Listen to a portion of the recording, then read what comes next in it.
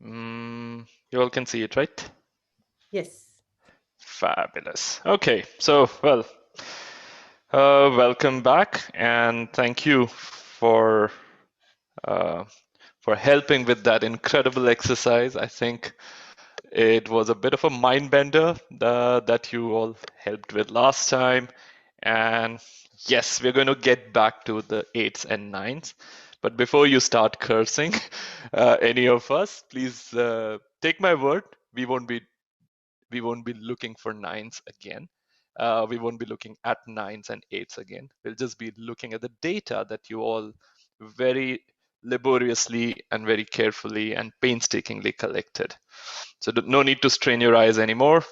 Now it's the time to strain your brains a little bit. Okay.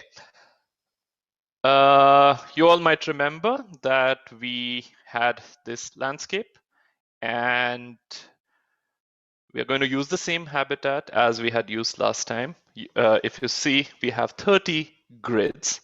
And if you also recollect, we stopped 5 surveys too short of completing the entire survey. In effect, we surveyed about 25 of the 30 sampling units. Thankfully, the distribution of the grids that were not sampled is fairly random. There's no particular pattern that we avoided a certain habitat or we avoided a certain element. Let me just show you what I mean. In other words, what we have not done is we have not excluded grids, let's say, that were towards the far end of the study area. If we would have done that, then we would have been making a huge assumption to make sense of what's happening here. We don't really have data from this side of the study area. And if I'm making any assumptions about this part of the study area, I'm actually extrapolating without really having any data to extrapolate. And you can ask any statistician, extrapolation is not a good thing unless you have huge amount of faith in what you're doing. Uh, it's always a bit tricky to extrapolate your data to areas which you have not sampled. If we would have done that in an ideal scenario, any statistician would have suggested we take it out, we reduce your study area, and not make that leap of faith, because this extrapolation is what we truly want to avoid. We also did not have those 5 unsampled grids set up in a way that they were excluding a chunk of habitat, or let's say a particular habitat type, maybe a subhabitat type, because if that would have happened, then we would not be able to say anything with confidence about this little um, about this little chunk here. We wouldn't have been able to make any statements about this chunk because it has some of the habitats. So what we would have had to then do is we would have had to create a study area which would have been the rest of what we had, which means we would have had to say that our study area is something like this. We wouldn't have been able to make any arguments about the whole 30 grids sampling unit, but only this little chunk. And the reason we had to exclude this is because there is some sort of a homogeneity in what we have not sampled. And when there is a homogeneity about what we have not sampled, and there's no way to uh, yes, over here we might still be able to say that because we know this and this habitat is the same, we can make that assumption. But if there is a minor difference between the two, I would simply have to let go of it. And it's a huge sacrifice. Many times it would cost a lot of your valuable labor, which is why it's always recommended to invest reasonable time and resources in designing your sampling. The way we had designed it earlier, it did a fairly good job because we were able to, whatever we could not sample, they were just random. There was no pattern to those sites which which we could not survey. And that's where it becomes an important issue to keep in mind. Okay, so in other words, extrapolation is a bad thing to do. let's try to avoid it as much as you can. What you're doing is interpolation. You're trying to estimate value in between your surveys, which are randomly chosen, not chosen according to a design. Because going back to our survey, if we would have been sampling A1, A2, A3, A4, B1, B2, B3, B4, and then we would have missed the last four, we would have simply had to reduce the size of our study area, because then there would have been a systematic pattern in which the last five sites would have been avoided. And that's something we should try to avoid as much as we can. Anyway, so in general, the good news is that we seem to have got a fairly good data set. Everybody did a very good job. Most of you did wonderfully by uploading the number of seconds in which you were detecting it. You could detect the eights, and for now we're just using it as a as an indicator that confirms to us that yes, you did see that eight, and I did not miss enter the data when I was writing it up according to your votes. The only problem here is that there were three people, I don't know who those three people are, who uh, ended up reporting false presence. Three observers reported eights in those grids where there were no eights.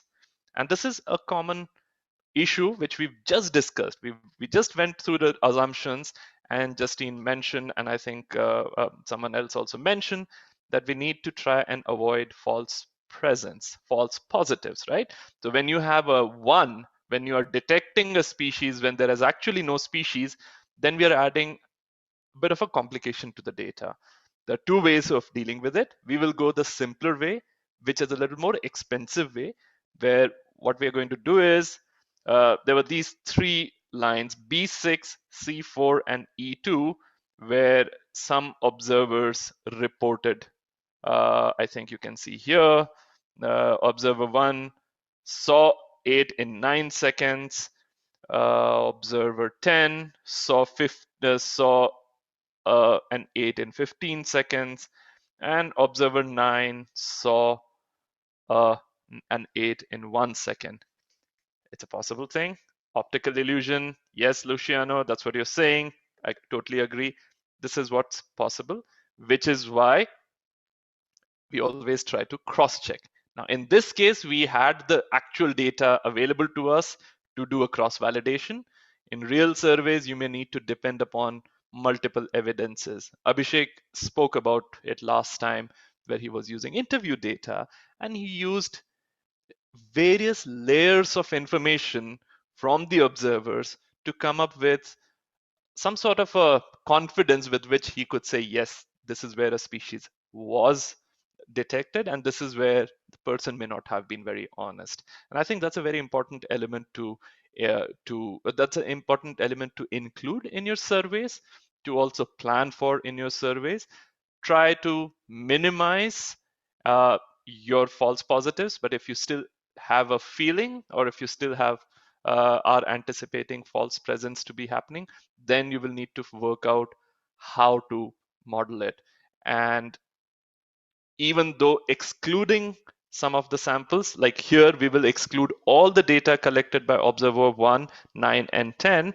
It's a cost. We invested resources to conduct those three surveys, but because of problems, we're going to keep them aside. So there is a cost of losing data. That's one way of dealing with it. But if you think there is a lot of important data because there is other valuable information these people may have provided, then you might as well look at it analytically, where you can deal with it. But what you need to do that is additional information on who or what could be leading to false positives in a certain surveys or in certain areas. Consider it, uh, maybe when it's snowing, you might be, or when it's too hot, you might be, seeing mirage, and you might see a species when it is not actually present there. So you'll need to start exploring what could be leading to a false positive. In some cases, it could be certain responses, and you start highlighting what kind of persons are more likely to commit error, or which interviewees were more likely to have committed errors, and then you model it accordingly. We can do that as well if you need to, and if you see a lot of possibility of false positives. And it's a very good exercise to do because it does improve your analysis and your results quite considerably.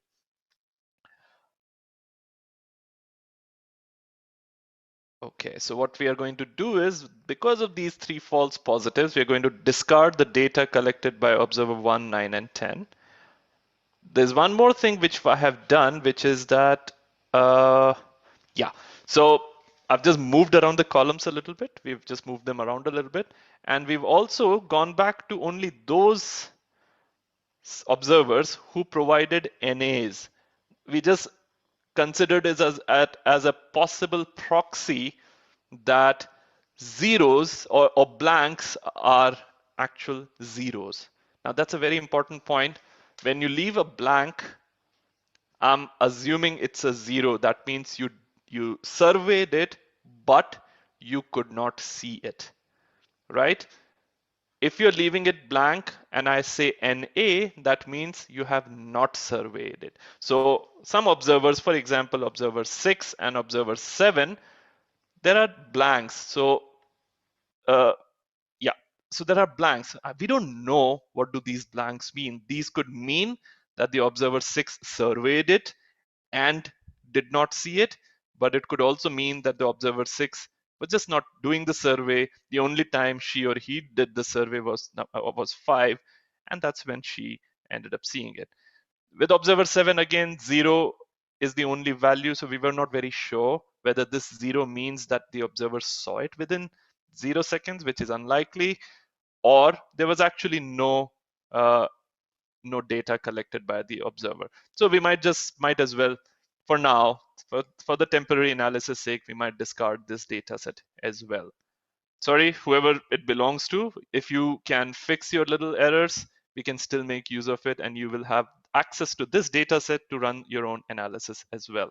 So feel free if you can, if you'd like to fix this, whoever observers 6 and 7 are, we might still be able to add your data in subsequent analysis.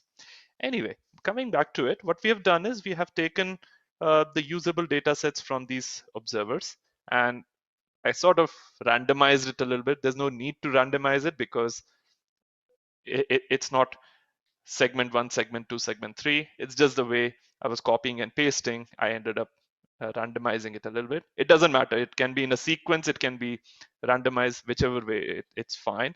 The only important thing you will notice here is that all the blanks, for wherever there is NA, I have written that as NA. Wherever there were blanks or zeros mentioned, they remain zeros.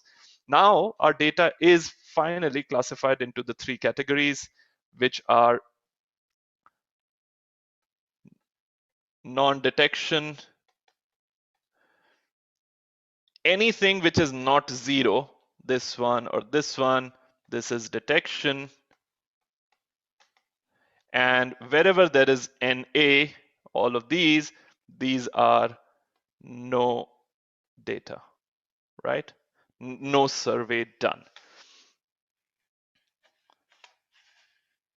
Okay, so please understand it's extremely important whenever you're collecting data and whenever you're entering that data, punctuating it into your files, to make sure that there is a very clear distinction between zeros, ones, forget about ones, it could be 1, 2, 3, 4, 100, 1,000, whatever, between zeros, which is non-detection, ones, which is ones, twos, or whatever, which is presence, and NAs, which means not surveyed or not available, not applicable, which means you have not conducted those surveys.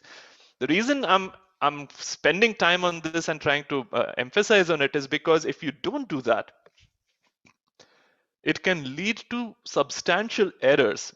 And I was actually trying it, and I mistakenly entered a 0 instead of 1 NA when I was running the first analysis.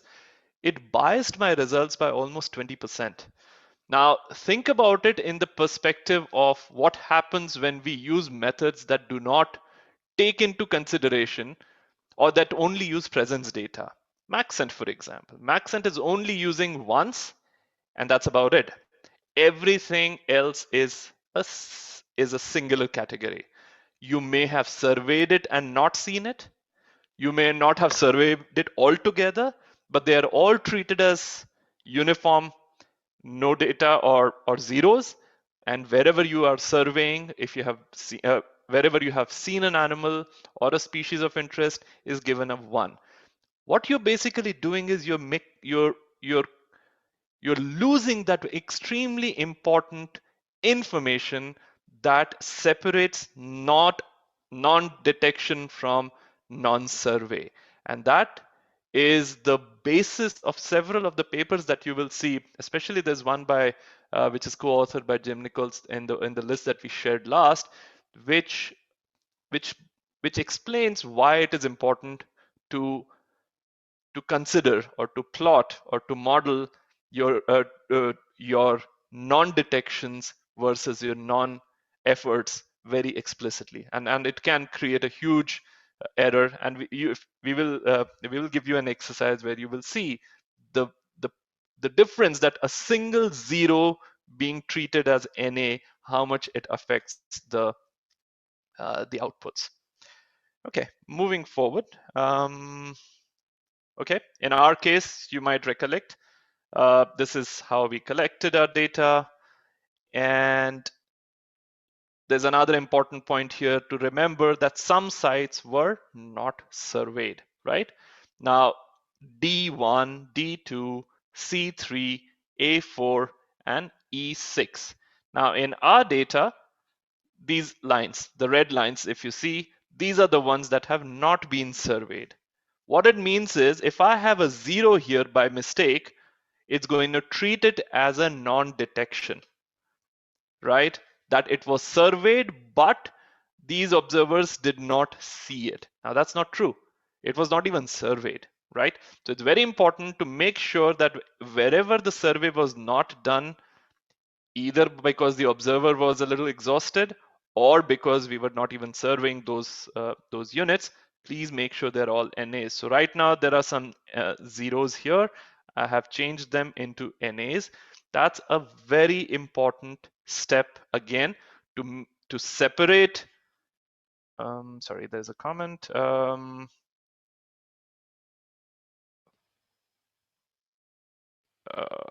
Okay, maybe Luciano will come back, or is there a question you have? Go ahead. Maybe you can type it here and we'll see if we can answer the point.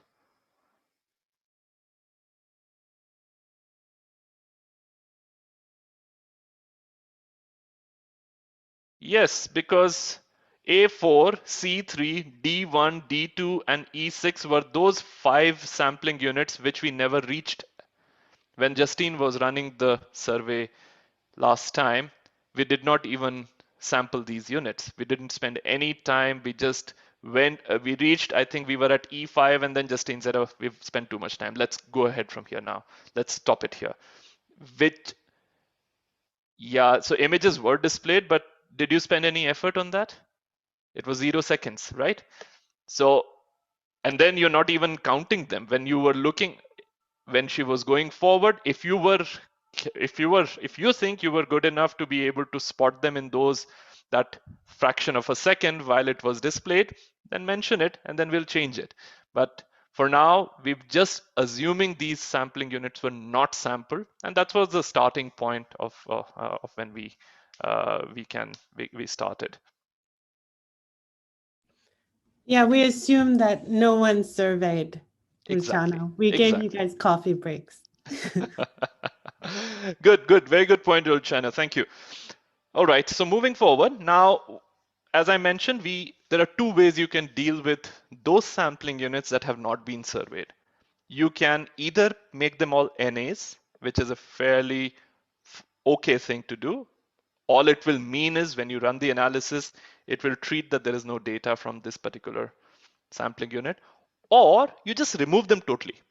even that's fine, because once you have the outputs, you will anyway be predicting the value of uh, occupancy or probability of these units being occupied by 8 using the data from the rest of them, right? So you will use data from A1, A2, A3, A5, all the way till E5 to predict or to estimate or to interpolate what would be the probability that A4 was occupied by 8, what was the probability that C3 was occupied by 8, D1, D2, and so on. And that's exactly why I'll go back to the initial slide where we said that because these were randomly missed out, it's okay. If there was a systematic pattern in which these were missed out, then we would have a problem. So in this case, you have two options. Once your data is curated, either remove these rows or just make them all NAs. Both are good. If you're going to use presence software, the window-based presence software, I'll highly recommend that you use NAs. If you're going to use presence in R, then either way is fine. You can either remove them or you can just let them be with NAs. Both work. But especially when you're using R presence, it'll be better to let them be. I'll explain later why. Okay.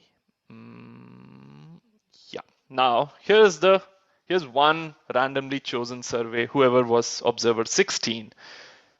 Now what all we are doing is we're just counting how many of the 25 sampling units did we see the 8 in, and you can see it was seen in 1, 2, 3, 4 when you'd simply estimate the naive occupancy. What is naive occupancy? The number of units presence divided by total, right? When you do that, you will get a naive occupancy of, say, 0.2. That's good, but is that true? This is typically what happens in most surveys that are being done with a single effort, that do not use occupancy based or any other method which is not taking into consideration imperfect detection. Now just look what happens by simply increasing the number of surveys from a single survey to 2 surveys. The moment you increase the survey from 1 to 2, even now, all we are doing is 0, 0, 0. Okay, there is one here, there is one here, there's one here, one here, there's one here. Look at this. In this case, oops. In this case, the first observer saw it, second observer missed it. In this case, the first observer missed it, the second observer saw it, right? And this is exactly what's happening when you're collecting multiple data. You remember we all had a just discussion that it helps to work as a team, and in a very simple framework, even when you're not using imperfect detection, you see a gain. You start seeing an improvement in your in your in the outputs that you start getting over here. Now, another scenario, instead of 2, we have 5 replicates. Again, it still goes further up, right? So as you increase the number of surveyors, your estimates are continuing to get better, or they're continuing to increase. In real life, we will never know. So if you look at it this way, you started with 0.2, then it was 0.28, then it's 0.32, and there'll be some point where it will reach an asymptote. We don't know when we will reach that max value, how many resources it may take, and there are various other unknowns that count there. But the bottom line here still is that as you move forward, you do get better, things do get better, and your estimates grow a little bit for sure. Imagine if we were just using a single survey and using it to predict a species distribution without assuming and any sort of an imperfection in the detection, we would have grossly underestimate the species distribution. And then as it grow further, you see it's already starting to taper down. The number of the naive occupancy itself is tapering down as we are increasing the number of surveys. What we will do is, I think we have 9 observations here. Yeah. So we will use 9 observations for now and see how well they estimate the probability of occupancy of 8s in the broad landscape that we were surveying. Now, moving on, we will get into some covariates. To begin with, you remember we were discussing what were the variables which were affecting our ability to detect 8s in the survey. I think we hypothesized that there could have been a learning curve or an exhaustion curve, right? We suspected that as the number of grids that we were subjected to increased, some people thought that we would have started to see more 8s because your eyes were getting trained. That's what I hypothesized. Some people hypothesized that maybe you were getting tired and you were seeing fewer. Either of the two is possible. We don't know which is true. So we will test that as a possible covariate that we will try to see whether there is an effect on the sequence with which the survey with which the sampling units were surveyed. Is there a pattern that you see, right? Now in this case, all I have done is because each observer followed the same pattern. Observer 16 first saw A1, then observer 16 saw, what was the next one? A6, then she or he saw this 3, B4, and so on. So same happened with observer 17, same happened with observer 11, 12, 13, and so on. If we had a scenario where observer 16 was following a different sequence than observer 17 and then observer 11, it's a possibility, right? Sometimes you rotate teams, sometimes some people go this side, the other people go that side, and then they cross over. So it happens that over my first sampling unit may have been C6, whereas Luciano's may have been A3, whereas Justine's might have been B1. We all suspect that over time we either get exhausted or we get better. So all you need to do is mention which of your particular surveys it was, and in that case, what would have happened is, in that case, what would have happened is each of these values would have been different, and that's how things would have changed over time. Now, similarly, there is a possibility which we thought that when you have more time to look for 8 in the landscape of 9, you have a greater chance of detecting 8s than when you had 10 seconds. So when you have 20 seconds at your disposal, you're more likely to see an 8 in the landscape of 9 than when you had 10 seconds. Again, another hypothesis, effort. The more effort you put in, the more likely you are to see the species of interest. But is this even true? Or at what scale it is valid? We don't really know. So here we have our data at just two steps, 10 seconds and 20 seconds. Maybe we could have done a further cutoff of 5, 10, 15, and we would have shown some grids for just 5 seconds, some grids for 10 seconds. For different people, we could have given them different exercises. Then again, right now, each observer has the same value of these covariates. For A1, observer 16 also had 10 seconds, observer 17 also had 10 seconds, observer 11 also had 10 seconds, and so on. But there could have been a scenario where observer 16 had 20 seconds for A1, observer 17 had 5 seconds for A1, and so on. If these were varying, these values could have changed. In this particular case, everyone had the same amount of time to survey each of the units. The last point, the last possible covariate, or the last possible factor which could have affected detection, and I think this is what a couple of you people mentioned, was that of the screen size. Think of it as weather. When some certain surveyors are, or equipment, some surveyors have Swarovski, or they have Zeiss binoculars. Some surveyors have not so expensive or not so high quality binoculars. Those who have Swarovski are likely to see better, as opposed to those who have some of those not so good quality binoculars. So the equipment you have can have an effect.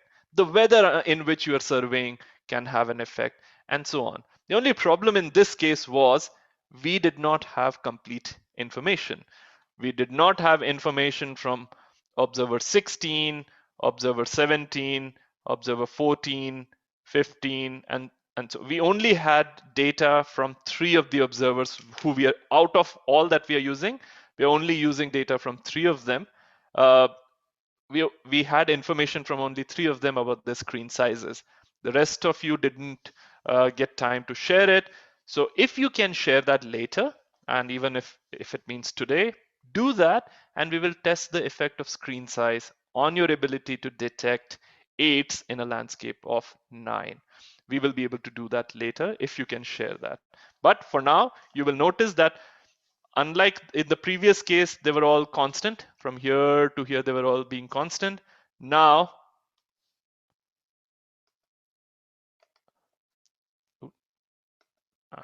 in this case, they're not constant.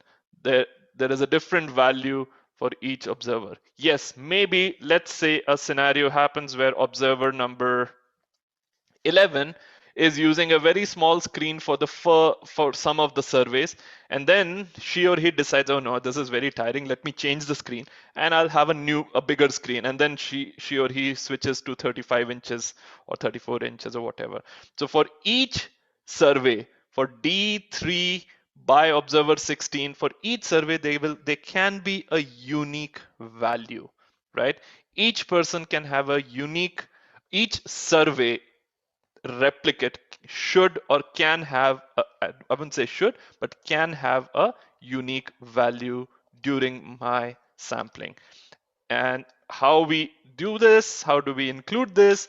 We basically, there are 2 ways to do it. In presence software, you just use these blocks that we were just looking at, and these can be copied and pasted as individual detection covariates. This is called a wide format.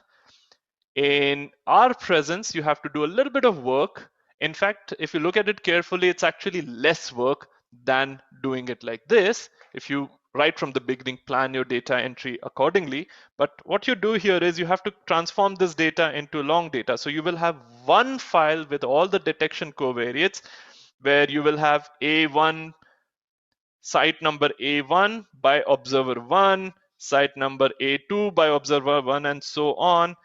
And then later it will become site A1 by observer 2, A2 by observer 2, and so on. So it will have as many rows as, so in other words, you can simply multiply the number of observers multiplied by the number of sites. And that will be the total number of rows that we will end up here. And for each specific observation of A1 by observer 14, there is a sequence covariate and there is a time covariate. There would be later a screen covariate. So for each, you can have all covariates put together, and then you can run the analysis. So that's where it becomes a little more convenient if you use it in the long format. It again depends how you have collected your data. Depending on how you have collected your data, you can decide which format you will have it in, and then transformations are very easy. There are tools within R to do that. There's just a single line command which we will share with you, where you can transform your data from this format to this format. Or if you're being careful right from the beginning, you can enter your data directly in this long format. And that's also a fairly good practice and will be a useful way to use it. Now, right. All right. So the other covariate we need to look at is, you remember we spoke about the green habitat. The green habitat wasn't uniform. Some areas were more green, some areas were less green, and this is how it was distributed. So you can look at it in two ways. We will test both of these. We will see how it uses space. Is it random? Like, some places it's just there and some places it isn't there. Or is it using as a space as a function of this continuous covariate, where those grids which have more of green are more likely to be occupied by 8 than those grids which have less green, and they are likely to be less occupied uh, by by 8. So in this one, there is 0%, which means, so we are hypothesizing that the probability that 8 is in a grid cell is a function of what proportion of that grid cell is green, right? 12%, 26%, 89. It could be a positive correlation, it could be a negative correlation. We don't know, but we are saying that this habitat green, there's something it has to do with 8. 8 either likes it or 8 doesn't like it. But there is also a third possibility that it doesn't even care. It doesn't care where the green habitat is. Yes, and there could be some certain habitat characteristics which may not matter at all to a species. They're there, they're not there, the species doesn't bother at this particular scale. And those habitats can also be tested, or their impacts can also be tested. Now, the same habitat data, we are also testing whether there is we've just categorized it. We're now saying there are some grid cells which are green, predominantly green, and there are some grid cells which are predominantly white. Is there an effect? Is there a probability that we can estimate that, or can we say that the probability of 8s living in predominantly green habitats is different than probability of 8 living in gray habitats? Is there a difference between the two? And both of these can be included in the covariates. So both these scenarios where green is a continuous variable. It can take any value from 0 to 100, or in another case, it can take a value of 0 or 1. Both of these we will try and test their impacts. And the simplest way to enter habitat covariate is you list all the sites, and for each of those sites, you enter the value of the covariate. So you see A1 habitat value is 95, that's A1. Just say C4, where is C4? C4, 26, 26, and so on. In case of a categorical variable, let's check B1 it should be 1, B1 is 1. Let's check randomly D4, D4 is 0, and it is 0. So the same data from here is entered here, and this particular data set is entered here. What we've done is we've simply translated the data from space. In this case, you can do it with GIS. Think about it. This is exactly how GIS data would be. You can have spatial data set which you can then transform and bring them to a table, export that table as a CSV file or whichever format you want, and that's what you can then make use of. Okay.